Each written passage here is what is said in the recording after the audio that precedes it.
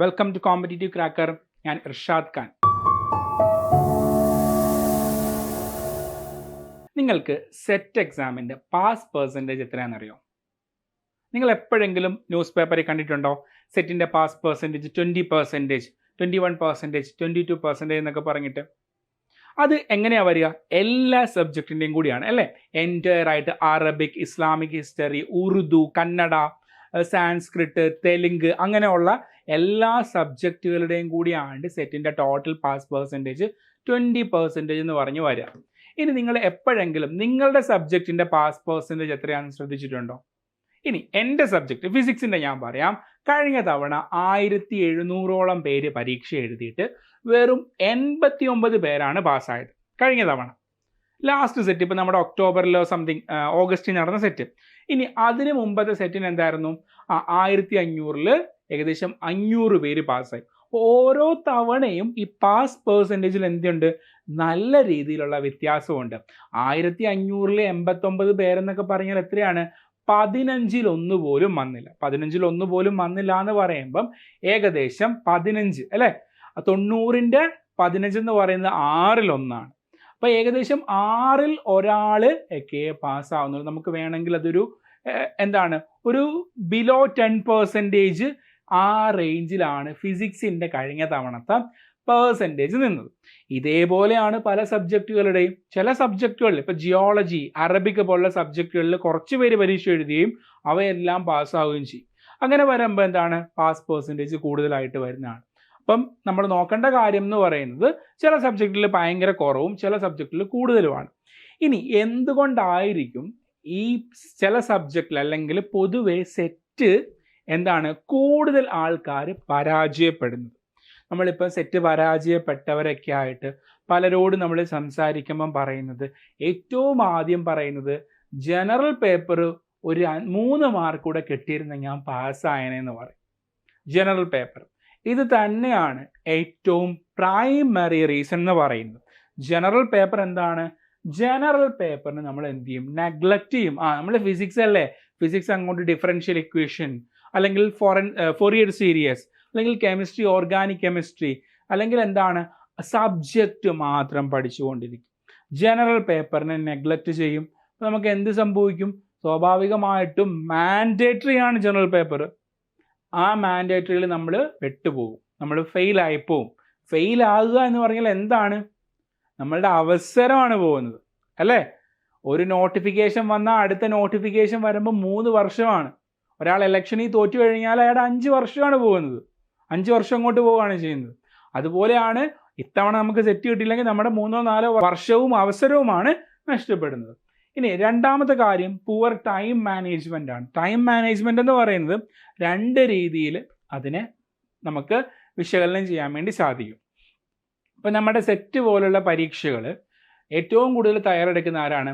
നമ്മുടെ BEdന് പഠിക്കുന്നവരോ അല്ലെങ്കിൽ ഇപ്പോൾ PG ചെയ്യുന്നവരോ ആണ്. PG ചെയ്യുന്നവരെ സംബന്ധിച്ചിടത്തോളം അവർക്ക് സബ്ജക്റ്റ് പാർട്ട് വളരെ എളുപ്പമാണ്. PG ചെയ്യുന്നവരെ സംബന്ധിച്ചിടത്തോളം PG കഴിഞ്ഞു കഴിഞ്ഞാൽ ശരിയാണ്, സബ്ജക്റ്റ് വേറെ, നമ്മൾ വേറെ വഴിയായി. BEd പഠിക്കുന്നവരെ സംബന്ധിച്ചിടത്താണ് പേപ്പർ 1ൻ്റെ 60 മാർക്ക് ഈസിയാണ്, മറ്റേത് ബുദ്ധിമുട്ടുമാണ്. അപ്പം ഇവിടെ വരുമ്പോൾ സംഭവിക്കുന്നതെന്ന് പറഞ്ഞാൽ നമുക്ക് എന്തൊക്കെയോ അറിയാം, പക്ഷെ നമ്മളൊരു ടൈം ഇൻവെസ്റ്റ് ചെയ്തുകൊണ്ട് അത് പ്രിപ്പയർ ചെയ്യാൻ വേണ്ടി നിൽക്കുന്നില്ല. നമുക്കതിന് സമയം കിട്ടാറില്ല, ഒന്നാമത്തെ. രണ്ടാമത്തെ, നമ്മൾ ഇനി എക്സാം ഹാളിൽ കയറുമ്പോഴും നമുക്ക് അവിടെയും ഒരു ടൈം മാനേജ്മെൻറ്റ് പ്രശ്നമുണ്ട്. ഇപ്പോൾ ചില ക്വസ്റ്റ്യൻസ് നമുക്ക് കിട്ടത്തില്ലയോ, വേണ്ട, അടുത്ത ക്വസ്റ്റ്യൻ ചെയ്യുക. കാരണം നമുക്ക് 120-ൽ 120 വാങ്ങലല്ല, മറിച്ച് ഒരു 60 മാർക്ക് സ്കോർ ചെയ്താൽ മതി. മറ്റേ പേപ്പറിന് 60 മതി, നമ്മൾ പാസ്സാവും. മറിച്ച് നമ്മൾ എന്ത് ചെയ്യും? ചെയ്തത് വീണ്ടും ചെയ്തുകൊണ്ടിരിക്കും. അപ്പോൾ ടൈം മാനേജ്മെൻറ്റിന് 2 ആസ്പെക്റ്റ് ഉണ്ട്.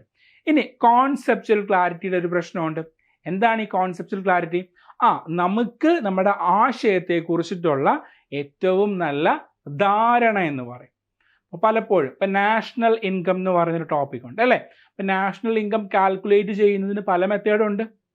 അപ്പോൾ ആ ഒരു കോൺസെപ്റ്റ് നമ്മൾ ക്ലിയർ അല്ലാതെയാണ് പഠിച്ചു വച്ചിരിക്കുന്നതെങ്കിൽ എന്ത് ചെയ്യും? സ്വാഭാവികമായിട്ടും നമ്മൾ ശരിയെന്ന് കരുതിയ കാര്യം നമുക്ക് തെറ്റിക്കും, ഒന്നാമത്. രണ്ടാമത്തത്, നമുക്ക് സ്വയം തോന്നുവാണ് എനിക്ക് മൊത്തം നന്നായിട്ട് അറിയത്തില്ല, ഇച്ചിരിയൊക്കെ അറിയത്തുള്ളൂ. അപ്പോൾ അവിടെ എന്ത് സംഭവിക്കും? നമ്മുടെ ആത്മവിശ്വാസം കുറയും. ഈ ആത്മവിശ്വാസം കുറയുമ്പോൾ എന്താ സംഭവിക്കുക? നമ്മൾ ഫസ്റ്റ് തുറന്ന് നോക്കുമ്പോൾ ആദ്യം കാണുന്ന ചോദ്യം നമുക്ക് ശരിക്കും അറിയാൻ മേലാത്ത ചോദ്യമായിരിക്കും. അപ്പോൾ എന്ത് ചെയ്യും? നമുക്ക് ചെറിയൊരു വിറയൽ വരും. നമ്മൾ എന്ത് ചെയ്യും? നമുക്ക് അറിയാവുന്നത് പോലും നമ്മൾ എന്ത് ചെയ്യും? തെറ്റിക്കും. അപ്പോൾ കോൺസെപ്ച്വൽ ക്ലാരിറ്റിക്ക് എന്താണ്? ഇരുതല മൂർച്ചയുള്ള വാളാണ്. 2 തരത്തിലാണ് കോൺസെപ്ച്വൽ ക്ലാരിറ്റി നമ്മളെ ബാധിക്കുന്നത്. ഇനി അടുത്തത് പ്രീവിയസ് ഇയർ ക്വസ്റ്റ്യൻ പേപ്പർ. ചിലർ എല്ലാം പഠിച്ചിട്ടേ എന്ത് ചെയ്യത്തുള്ളൂ? ക്വസ്റ്റ്യൻ പേപ്പർ നോക്കത്തുള്ളൂ. എല്ലാം പഠിച്ചിട്ടേ ക്വസ്റ്റ്യൻ പേപ്പർ നോക്കത്തുള്ളൂ. അപ്പം ഇവർ പഠിച്ചു കഴിഞ്ഞിട്ട് ക്വസ്റ്റ്യൻ പേപ്പർ നോക്കുമ്പോൾ എന്തായിരുന്നു? ഇങ്ങനെയായിരുന്നോ പഠിക്കേണ്ടതെന്ന് തോന്നിപ്പോ. ഇപ്പം ഒരു ക്വസ്റ്റ്യൻ പേപ്പർ എടുക്കുമ്പം, ഇപ്പം മാത്തമാറ്റിക്കൽ ഫിസിക്സിൻ്റെ അല്ലെങ്കിൽ ഒരു ജനറൽ പേപ്പറിൻ്റെ ക്വസ്റ്റ്യൻ പേപ്പർ എടുക്കുമ്പം നമുക്ക് മനസ്സിലാവും ഇതാണ് പാറ്റേൺ എന്ന് പറയുന്നത്, ഇങ്ങനെയൊക്കെയാണ് ഇവിടെ പഠിക്കേണ്ടത്, ഇന്ന ഭാഗത്ത് നിന്നൊക്കെ ചോദ്യങ്ങൾ ചോദിച്ചിട്ടുണ്ട്. ഫിസിക്സിനെ സംബന്ധിച്ചിടത്തോളം മാത്തമാറ്റിക്കൽ ഫിസിക്സ് എന്ന് പറയുന്നൊരു ഭാഗമുണ്ട്. അവിടെ നിന്ന് എന്താണ്? പ്രോബ്ലം മാത്രമല്ല ചോദിക്കുന്നത്, അവിടെ നിന്ന് തിയറി ചോദിക്കാറുണ്ട്. തിയറി എന്ന് പറയുന്നത് നോർമൽ നമ്മൾ എന്താണ് ഇന്ത്യയുടെ ഇപ്പോഴത്തെ പ്രധാനമന്ത്രി ആരാണെന്ന് ചോദിക്കുന്ന പോലത്തെ അതേപോലത്തെ ചോദ്യങ്ങൾ ഫിസിക്സിൻ്റെ മാത്തമാറ്റിക്കൽ ഫിസിക്സിന് ചോദിക്കാറുണ്ട്. ഉത്തരം പെട്ടെന്ന് കിട്ടുന്നത്. നമ്മൾ പ്രോബ്ലം മാത്രം ചെയ്ത് പഠിച്ചുകൊണ്ട് പോയി കഴിഞ്ഞാൽ എന്ത് പറ്റും? ഇങ്ങനെയുള്ളതിന് നമുക്ക് ഉത്തരം കിട്ടത്തില്ല. നമ്മൾ ബബ്ബ അടിക്കും, നമ്മുടെ സെറ്റ് വീണ്ടും പോകും. അപ്പോൾ പ്രീവിയസ് ഇയർ ക്വസ്റ്റ്യൻ പേപ്പർ നോക്കുമ്പോൾ നമുക്ക് എന്താണ്? നമ്മൾ അവിടെ ശരിക്കും ചെയ്താൽ ഒരു ഗൂഗിൾ മാപ്പിൻ്റെ സഹായമാണ്. നമ്മൾ വഴി പഠിക്കുന്നത് പ്രീവിയസ് ഇയർ ക്വസ്റ്റ്യൻ പേപ്പർ വെച്ചിട്ടാണ്. റോഡ് മാപ്പാണ്. ഏത് പരീക്ഷയുടെയും റോഡ് മാപ്പ് എന്ന് പറയുന്നത് പ്രീവിയസ് ഇയർ ക്വസ്റ്റ്യൻ പേപ്പർ ആണ് എന്നുള്ള കാര്യം ശ്രദ്ധിക്കുക. ഇനി അടുത്തത് എന്താണ്? മോക്ക് ടെസ്റ്റുകളാണ്. മോക്ക് ടെസ്റ്റുകൾ ചെയ്തില്ലെങ്കിൽ എന്താ കുഴപ്പമെന്ന് ചോദിച്ചു കഴിഞ്ഞാൽ, നമുക്ക് ഏത് പരീക്ഷയ്ക്കും എന്തും നമ്മൾ പരിശീലിക്കപ്പെടുമ്പോഴാണ് കൂടുതൽ മെച്ചപ്പെടുന്നത്. നമ്മൾ കത്തിയെടുത്ത് എന്ത് ചെയ്യും? മൂർച്ച കൂട്ടാറുണ്ട്. മോക്ക് ടെസ്റ്റുകൾ വെറുതെ എഴുതിയാൽ പോരാ. ഇപ്പം ആരോ ചന്തയ്ക്ക് പോകുന്ന പോലെ എഴുതിയിട്ട് ഒരു കാര്യമില്ല.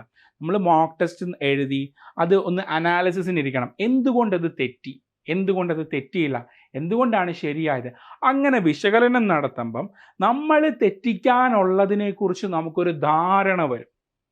ആ ധാരണ എന്ത് ചെയ്യും? നമ്മളെ എന്താണ്? പെർഫെക്റ്റ് ആൻസറിങ്ങിലേക്ക് കറക്റ്റായിട്ട് നമുക്ക് നമ്മുടെ നെഗറ്റീവുകളെ ഇല്ലാതാക്കുന്നത് എപ്പോഴും മോക്ക് ടെസ്റ്റുകളാണ് എന്നുള്ള കാര്യം ശ്രദ്ധിക്കാം. അപ്പോൾ സെറ്റിനെ സംബന്ധിച്ചിടത്തോളം നെഗറ്റീവ് ഇല്ല, പക്ഷെ നമുക്ക് എന്താണ്? നമുക്ക് അറിയാമായിരുന്നിട്ടും തെറ്റിയ കുറേ ക്വസ്റ്റ്യൻസ് ഉണ്ടാവും അല്ലേ? അത് മാറാൻ നമുക്ക് മോക്ക് ടെസ്റ്റിൻ്റെ പ്രാക്ടീസ് അനിവാര്യമാണ്. ഇനി ഇവിടെ മിസ് റീഡിങ് ദ ക്വസ്റ്റ്യൻസ് ഏറ്റവും കൂടുതൽ പറ്റുന്നതാണ്. എനിക്ക് ഇന്നലെയും പറ്റി. ഇന്നലെ ഞാനൊരു മാത്തമാറ്റിക്കൽ ഫിസിക്സിൻ്റെ ഒരു പ്രോബ്ലം ചെയ്തുകൊണ്ടിരിക്കുമ്പം ഞാൻ നോട്ട് കണ്ടില്ല. ഞാൻ ആൻസർ ചെയ്ത് കഴിയുമ്പോൾ എനിക്കത് ശരിയാവുന്നില്ല. അപ്പം ഞാൻ പിന്നീട് ശ്രദ്ധിച്ചപ്പോഴാണ് നോട്ട് എന്താണ് ഇൻകറക്റ്റ് ആയിട്ടുള്ളതായിരുന്നു ചൂസ് ചെയ്യേണ്ടത്, കറക്റ്റ് ആയിട്ടുള്ളതായിരുന്നു മാത്തമാറ്റിക്കൽ ഫിസിക്സിന് സ്റ്റേറ്റ്മെൻറ്റ് വൈസ്. അപ്പം അങ്ങനെയുള്ള കാര്യങ്ങൾ നമുക്ക് കിട്ടണമെങ്കിൽ എന്ത് ചെയ്യണം? മോക്ക് ടെസ്റ്റ്, അതിൻ്റെ മുമ്പിലുള്ള പോയിന്റ് ആയിട്ടുള്ള മോക്ക് ടെസ്റ്റുകൾ പെർഫെക്റ്റ് ആയിട്ട് ചെയ്താൽ മാത്രമേ നമുക്ക് miss reading of the question നമുക്ക് ഒഴിവാക്കാൻ പറ്റത്തുള്ളൂ. രണ്ടാമത്തെ കാര്യം എന്താണ്? നമുക്ക് ആ പരീക്ഷാ ഹാളിൽ ഇരിക്കുമ്പം നല്ല ബോധവും വിവരവും വേണം. നമ്മൾ ഈ പറയുന്ന പോലെ ലാക്ക് ഓഫ് കോൺസെപ്ച്വൽ ക്ലാരിറ്റി ആണെങ്കിൽ എന്താണ്? സ്വാഭാവികമായിട്ട് നമ്മൾ വായിച്ചു തിരിഞ്ഞു പോകാൻ സാധ്യതയുണ്ട്. സ്വാഭാവികമാണ്. ഇനി അടുത്തത് weakness in higher education updates. ഇവിടെ എന്താ സംഭവിക്കുക? നമുക്ക് നമ്മുടെ ജനറൽ പേപ്പറിൽ ചോദിക്കുന്ന 60 മാർക്കിൽ നമ്മുടെ ഉന്നത വിദ്യാഭ്യാസ മേഖലയിലെ ആനുകാലികങ്ങൾ ചോദിക്കാറുണ്ട്. അതൊരു 5 or 6 മാർക്കിന് വരെ വരാറുമുണ്ട്. അതിനെക്കുറിച്ചൊന്നും വ്യക്തമായ ഒരു ധാരണയും ചിലർക്കൊന്നും കാണുകയില്ല, അവർക്ക് സെറ്റ് കിട്ടത്തുമില്ല. പിന്നെ റിവിഷൻ പ്ലാൻ കാണൂല. അറിയാലോ, റിവിഷൻ ഇല്ലെങ്കിൽ എന്താണ്? റിവിഷൻ എന്ന് പറഞ്ഞാൽ എന്താണ്? ഏതൊരു എക്സാമിൻ്റെയും ഏറ്റവും ഇമ്പോർട്ടൻ്റ് ആയിട്ടുള്ള കാതലായ ഭാഗം എന്ന് പറയുന്നത് റിവിഷനാണ്. വെറുതെ പഠിച്ചുകൊണ്ടിരുന്നിട്ട് കാര്യമില്ല. വെറുതെ പഠിച്ചുകൊണ്ടിരുന്നാൽ നമുക്ക് ജീവിതകാലം മുഴുവൻ പരീക്ഷകൾക്ക് പഠിക്കാമെന്നേ ഉള്ളൂ. അതുകൊണ്ട് പഠിച്ചത് കൊണ്ടൊരു പ്രയോജനം, ഒരു എക്സാം പോലും ക്ലിയർ ചെയ്യത്തില്ല. റിവിഷൻ ചെയ്യുക. എന്താണ് ഇവിടെ നടക്കുന്നത്? നമ്മൾ പ്രോസസ്സ് ഒരു കോഗ്നിറ്റീവ് പ്രോസസ്സാണ് റിവിഷൻ എന്ന് പറഞ്ഞാൽ. ആ റിവിഷൻ ചെയ്താലേ നമുക്ക് പാസ്സാകാൻ പറ്റത്തുള്ളൂ. പിന്നെ സെക്ഷൻ വൈസ് സ്ട്രാറ്റജി. ഇവിടെ നോക്കേണ്ട കാര്യം എന്ന് പറഞ്ഞാൽ, ഒരു എക്സാം ഫിസിക്സിനെ സംബന്ധിച്ചിടത്തോളം മാത്തമാറ്റിക്കൽ ഫിസിക്സ് എന്ന് പറയുന്നൊരു പേപ്പറുണ്ട്.